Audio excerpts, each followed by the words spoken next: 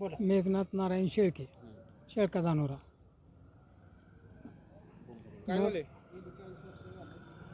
20 वर्ष झाले. ती शेजारी ती त्याच्या नावचं विषयत नाही तरी अडवणूक करत आहे. तहसीलदार साहेबांनी अर्धा रस्ता खुला करून दिला आहे तरी त्याच्याहून बी जाऊ देत नाही. आडवीत आहे, भांडणं करतं आहे, गुंडगिरी करतं आहे.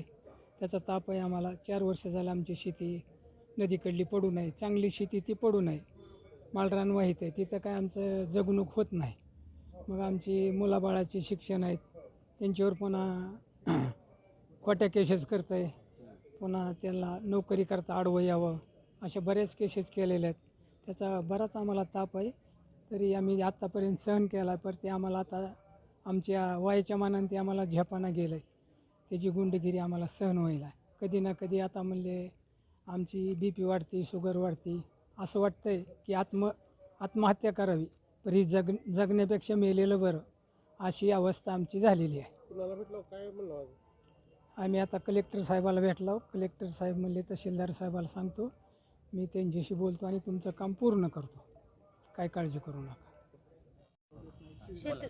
शेतात बांधाच्या रस्त्यावर येऊ जाऊ देत नाहीत आम्हाला, शिवीगाळ करतात आणि भरपूर त्रास आहे. म्हणजे घरामध्ये घर जवळ असल्यामुळं सतत शिव्या देतात. आम्ही नादी लागत नाहीत का तर का नको आहे माणुसकीच्या नात्याने या नात्याने, पण ते ऐकायला तयार नाही. आम्ही कायदे कानूनी जे होता येईल तेवढं पोलीस स्टेशनमध्ये अर्ज देऊन हे करून तहसीलदाराकडून साहेबाकडून रस्ता करून घेतला तरी पण त्यांचा त्रास काही कमी होत नाही.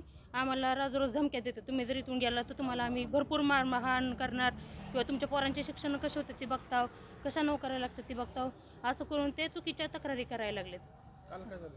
काल मी आणि सासूबाई शेतात गेलो होतो, खाली गवत आणायला पायी गेलो होतो आणि गवत घेऊन आलो आणि निमारस आहे तिथून दिराने आमच्या ट्रॅक्टर घेऊन आले, शिव्या द्यायला चालू केलं आमच्यासमोर. आम्ही काही लक्ष दिलं नाही. आम्ही घरापाशी आले की मागून ह्या सासूबाईंना आमच्या ओढलं त्यांनी आणि त्यांच्या डोळ्यावर हे मारायला लागलं म्हणून मी आडवाय गेले, मला पण ढकलून हे दिलं आणि शिव्यागाळ तर भरपूर केला की नाही सांगायसारखं शिव्यागाळ केलं. अशा पद्धतीनं स्वतःच पुन्हा आणखीन ॲडमिट होणं म्हणा, पुन्हा तक्रार देतात की आमच्या हात मोडले, पाय मोडले. आम्ही काही कुणाला हातही लावलेला नाही आणि शांत तरी किती बसणार ना. त्यामुळे पोलीस पण काय करतात, कधी असं व्यवस्थित निकालच लावला नाही, गेले की मग ती रडतात पडतात काहीतरी करतात. आम्ही कधी घराच्या बाहेर गेलो नाही, स्टेशनमध्ये पण गेलो. सुरुवातीला इथं आलो कलेक्टर साहेबांच्या ऑफिसमध्ये की काहीतरी होईल, काहीतरी आशा घेऊन आलो. त्यांचं सतत मारहाण काही ना काय चालू.